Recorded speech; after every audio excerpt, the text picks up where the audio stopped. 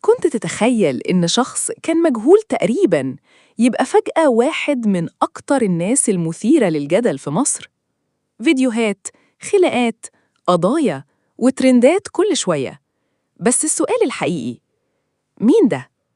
الاسم اللي قلب السوشيال ميديا الفترة الأخيرة هو كروان مشاكل، الشخص اللي فجأة ظهر من العدم وبقى حرفياً ترند ماشي على رجلين.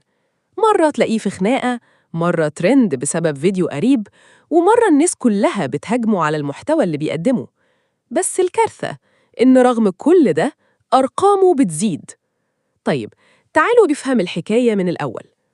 كروان مشاكل اسمه الحقيقي أحمد علي، وبدأ ينتشر بشكل ضخم من خلال فيديوهات التيك توك والبثوث المباشرة اللي كانت مليانة عشوائية وصوت عالي وكلام غريب خلى الناس تشاركه على سبيل السخرية في البداية.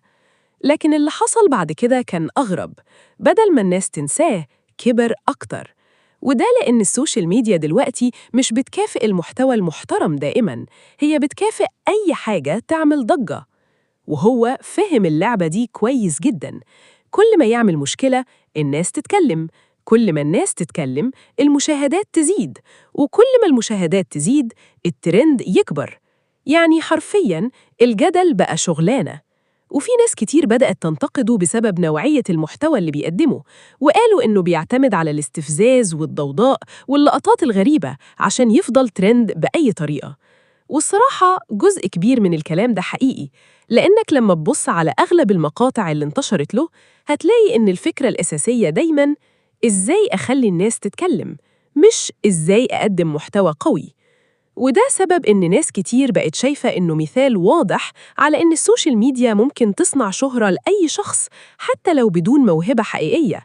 لكن في نفس الوقت ما تقدرش تنكر إنه عارف يلعب على عقل الإنترنت صح، خلى الناس تكرهه بس تتابعه.